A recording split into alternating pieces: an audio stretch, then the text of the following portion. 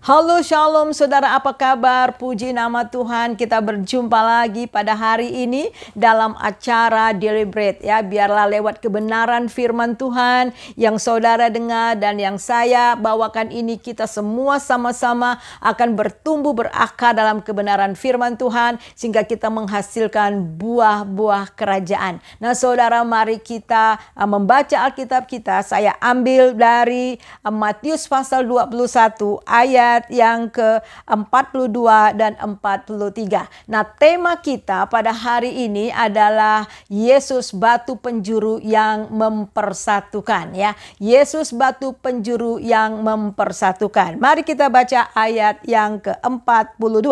Kata Yesus kepada mereka, belum pernahkah kamu baca dalam kitab suci bahwa yang dibuang oleh tukang-tukang bangunan telah menjadi batu penjuru? Hal itu terjadi dari pihak Tuhan, yaitu perbuatan ajaib di mata kita. Sebab itu aku berkata kepadamu bahwa kerajaan Allah akan diambil daripadamu dan akan diberikan kepada suatu bangsa yang akan menghasilkan buah kerajaan itu.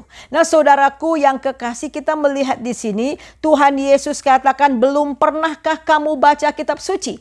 Jadi dia mengingatkan ya, kita melihat di sini dia mengingatkan kepada mereka yang hadir pada saat itu dan kepada siapa dia berbicara pada saat itu. Dan kita melihat itu di dalam ayat yang ke-45. Ketika imam-imam, kepala dan orang-orang Farisi yang mendengar perumpamaan-perumpamaan Yesus, mereka mengerti bahwa merekalah yang dimaksudkannya. Jadi saudara, dia berbicara kepada imam-imam dan juga para orang-orang Farisi yang pada saat itu. Karena dia memberikan perumpamaan bagaimana seorang yang kaya kemudian dia membuat kebun anggur. Dan kemudian kebun anggur itu dipelihara dengan baik, membuat pagar, kemudian menggali lubang untuk pemerasan anggur itu. Dan juga mendirikan menara, dan dia menyewa penggarap-penggarap ya, menyewa penggarap-penggarap untuk menggarap, untuk mengelola kebun anggur itu supaya menghasilkan buah-buah yang baik. Dan kemudian dia pergi ketika hampir panen, kita lihat hampir panen, kemudian pengusaha ini ya mengutus hamba-hambanya untuk mendapatkan hasil, bagian hasil. Rupanya penggarap-penggarap ini adalah disewa dan mereka hanya untuk mengusahakan kebun anggur ini. Akan tetapi ketika hamba-hamba yang datang dari tuannya ini kemudian mereka tangkap, mereka aniaya dan mereka bunuh. Dan itu dapat saudara baca ayat yang ke-33 sampai di dalam ayat yang ke-39. Dan apa yang terjadi saudara, mereka bunuh dan setelah itu tuan ini juga mengirimkan lebih banyak lagi hamba-hamba. Tetapi mereka juga diperlakukan yang sama, mereka menganiaya mereka, penggarap-penggarap ini menganiaya hamba-hamba ini dan kemudian melempar mereka dan membunuh mereka. Dan akhirnya saudara, ayat yang ke-37 kita melihat di dalam Matius 21. Akhirnya ia menyuruh anaknya kepada mereka, katanya, anakku akan mereka segani. Dan akhirnya Tuhan ini mengutus anaknya dan berpikir bahwa karena anaknya maka mereka akan segani. Tetapi apa yang terjadi, penggarap-penggarap itu melihat anaknya dan mereka berkata kepada satu dengan yang lain, ia adalah ahli waris, mari kita bunuh dia supaya warisan menjadi milik kita. Mereka menangkapnya, melemparnya keluar kebun anggur itu dan membunuhnya. Kita lihat membunuhnya. Ya, akhirnya mereka membunuhnya dan dibuang keluar dari kebun anggur itu dan kemudian membunuh. Dan apa yang terjadi kalau Tuhan itu datang? Maka mereka akan dibinasakan dan penggarap-penggarap itu diberikan kepada yang lain. Nah saudara, ini adalah gambaran di mana kebun anggur ini adalah bangsa Israel ya. Ini adalah umat bangsa Israel dan penggarap-penggarap ini adalah imam-imam, gembala-gembala daripada Israel. Tetapi mereka tidak menggarapnya dengan baik. Dan dalam sejarah bangsa Israel kita melihat bagaimana mereka sudah jatuh dan dalam penyembahan berhala, bahkan mereka dibuang ke pembuangan. Dan di dalam sejarah bangsa Israel bagaimana Tuhan mengutus nabi-nabi. Nabi-nabi banyak yang dibunuh oleh mereka karena kedegilan hati mereka. Dan akhirnya Tuhan Allah ya Elohim itu ya mengutus Tuhan Yesus. Dia datang ke dunia, Tuhan Yesus datang ke dunia, tetapi Tuhan Yesus juga ditolak dan akhirnya dibunuh. Oleh sebab itu kita melihat di dalam ayat 42, batu yang dibuang tukang-tukang bangunan. Jadi Tuhan Yesus menggambarkan dirinya itu adalah batu yang dibuang ya oleh tukang-tukang bangunan. Dia ditolak oleh bangsanya sendiri. Dia ditolak oleh Israel sendiri, dan kemudian tetapi menjadi batu penjuru. Hal ini terjadi di pihak Tuhan, suatu perbuatan ajaib di mata Tuhan. Akan tetapi batu yang dibuang itu kemudian menjadi batu penjuru, dan ini merupakan satu keajaiban di mata Tuhan. Dan apa yang terjadi saudara, karena bangsa Israel, karena orang Yahudi menolak Tuhan Yesus, dan akhirnya keselamatan itu juga di dalam ayat yang ke-43 itu diberikan kepada bangsa-bangsa yang lain. Yang tadinya Tuhan Yesus datang untuk bangsanya, untuk orang Yahudi, tetapi karena mereka menolaknya, dan akhirnya saudara, keselamatan itu juga dikaruniakan kepada bangsa-bangsa yang lain, termasuk juga bangsa Indonesia. Kita melihat di dalam 43, sebab itu aku berkata kepadamu bahwa kerajaan Allah akan diambil daripadamu dan akan diberikan kepada suatu bangsa yang akan menghasilkan buah kerajaan. Jadi saudara, ini sangat luar biasa sekali. Nah, mari kita berbicara mengenai batu penjuru. Apa itu yang dimaksudkan batu penjuru? Batu penjuru itu adalah batu yang ditanam di sudut ya. Kalau kita membangun rumah, bagaimana ada fondasinya, dan di sudut-sudut daripada rumah yang akan dibangun itu ada batu yang lebih kuat, lebih besar ya, dan kemudian di tengah-tengahnya itu yaitu pengikat ya. Batu penjuru itu pengikat dari fondasi yang ada, dan kemudian juga pengikat daripada tembok. Jadi tembok antara satu tembok dengan satu tiang, dan kemudian disatukan. Jadi kita melihat batu penjuru ini adalah pengikat daripada satu bangunan, dan kemudian ada fondasinya, ada batu penjurunya. Nah, batu penjuru ini sebagai pengikat sehingga apa? Dan itu akan dibangun menjadi satu bangunan rumah yang kokoh. Jadi saudara, firman Tuhan mengatakan bahwa Tuhan Yesus ya untuk mengikat, dia pemikat, dia adalah pemersatu. Ya, walaupun bangsa Israel telah menolak dia, tetapi Tuhan tetap mengasihi mereka, keselamatan juga untuk mereka, tetapi juga keselamatan juga untuk bangsa-bangsa yang lain. Mari kita melihat di dalam, kita lihat di dalam 1 Petrus, kita lihat dalam 1 Petrus pasal yang kedua, ya, ayat yang ke-6.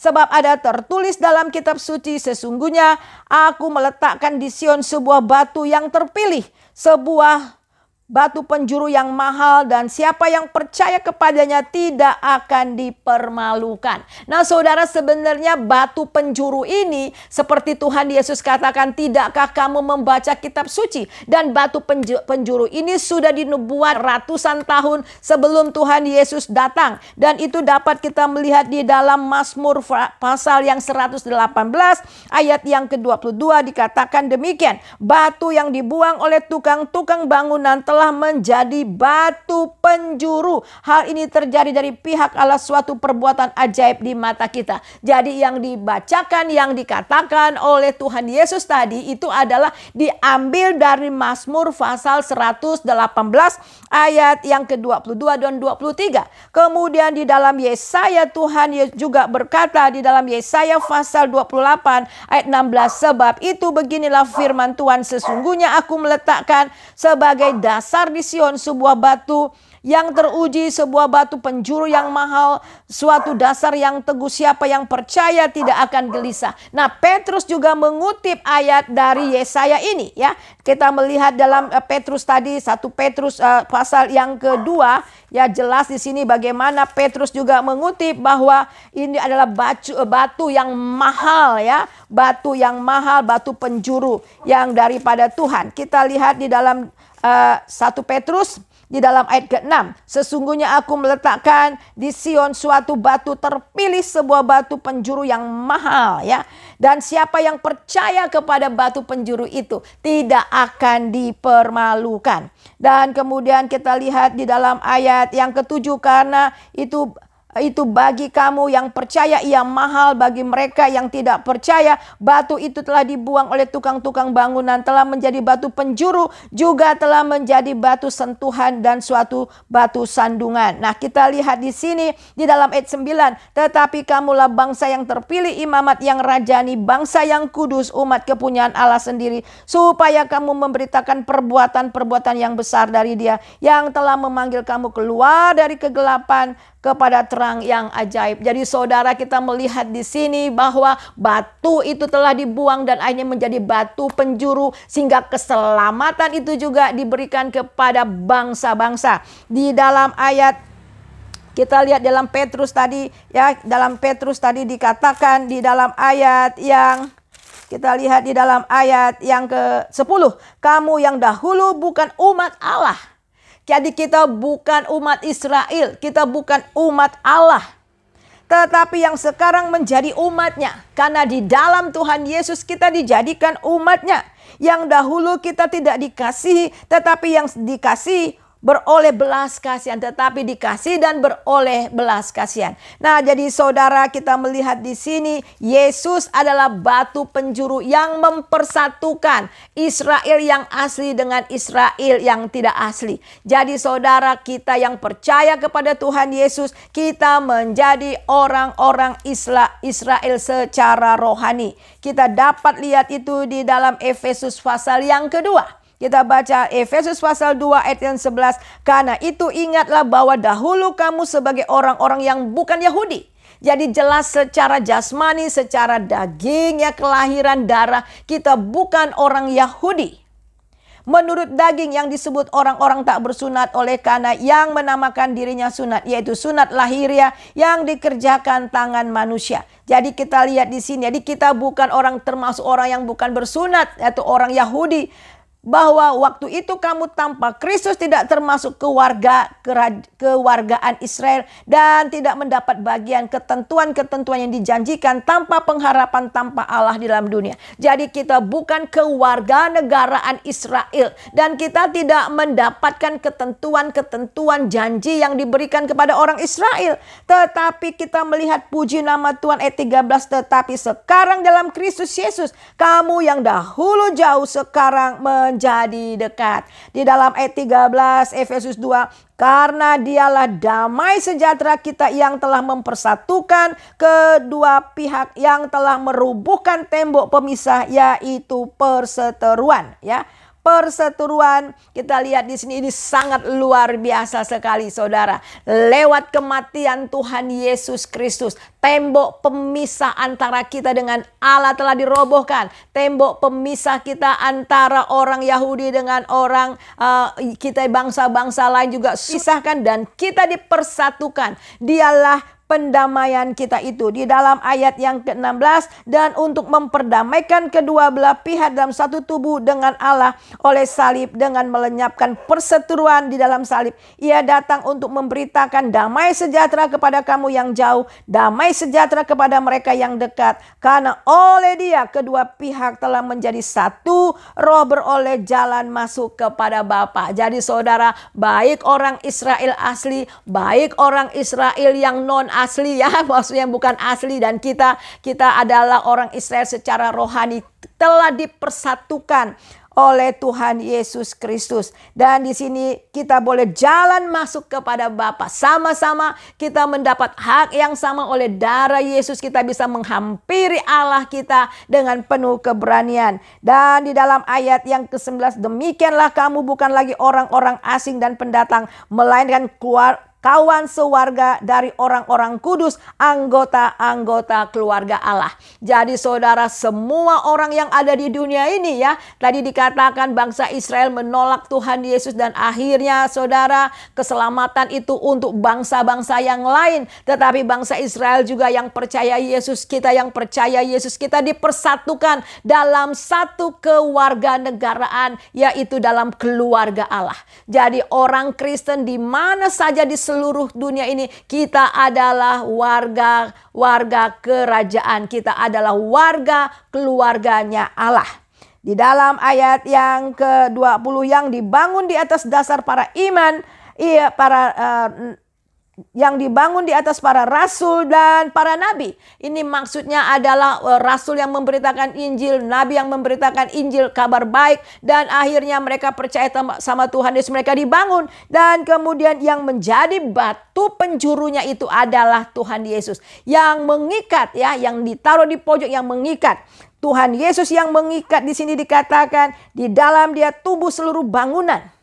Yesus sebagai batu penjuru, di dalam Dia tumbuh seluruh bangunan rapi tersusun menjadi bait Allah yang kudus. Di dalam Tuhan, di dalam Dia kamu turut dibangun menjadi tempat kediaman Allah di dalam Roh. Luar biasa saudara, kita dibangun menjadi satu rumah yang besar, ya. Seluruh orang-orang Kristen ini yang sudah percaya sama Tuhan Yesus ini, kita ini adalah satu bangunan rumah yang besar, tetapi secara pribadi juga kita ini adalah bait Allah. 1 Korintus pasal 3:16 mengatakan, tidak tahukah kamu bahwa kamu adalah bait Allah di mana Roh Allah tinggal di dalamnya. Jadi saudara, ini sangat luar biasa sekali. Kita melihat di dalam Galatia pasal 3 ayat 14, Yesus Kristus telah membuat ini supaya di dalam Dia berkat Abraham sampai kepada bangsa-bangsa yang lain, sehingga oleh iman kita menerima Roh yang dijanjikan itu.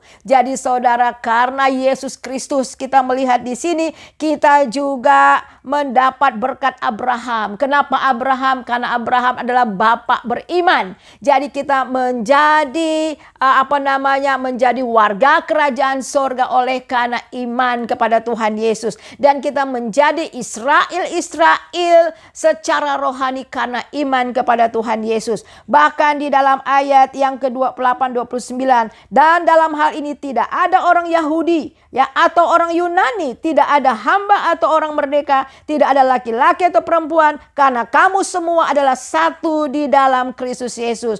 Dan jikalau kamu adalah milik Kristus, maka kamu juga adalah keturunan Abraham dan yang berhak menerima janji-janji Allah. Oh, luar biasa saudara, dan saya dijadikan keturunan Abraham secara rohani, dan kita juga berhak menerima janji-janji Allah. Nah saudara, sebagai penutup saya ingin memberikan satu ayat kepada saudara lagi, di mana ya 2 ayat. Ingat bahwa kita ini adalah bait Allah. Dalam 1 Korintus pasal yang ke-6 mengatakan, ya, kita lihat 1 Korintus pasal yang ke-6 ayat yang ke-19, atau tidak tahukah kamu bahwa tubuhmu adalah bait Roh Kudus.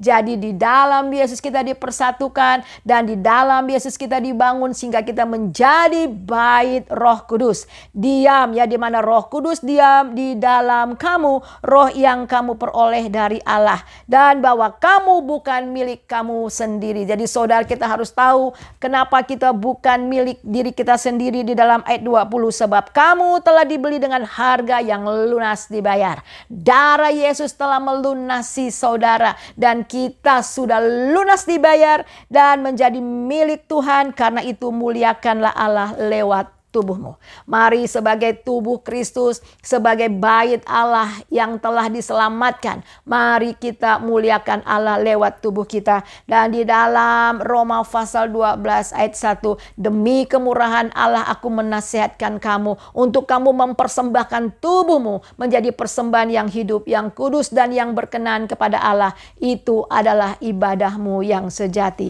Mari setiap hari kita mempersembahkan tubuh kita menjadi persembahan yang hidup, living sacrifice, supaya Roh Kudus dapat bekerja di dalam dan melalui kita, supaya lewat hidup kita banyak Israel yang baru secara rohani boleh datang kepada Tuhan Yesus. Mari kita satu dalam doa.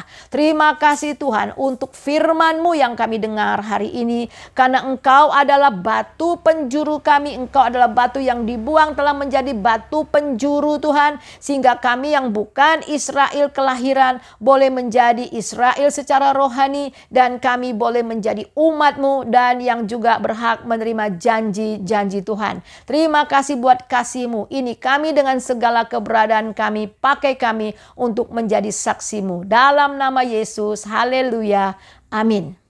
Ya, puji nama Tuhan saudara, shalom ya. Biarlah kebenaran firman Tuhan terus bertumbuh dalam kehidupan kita.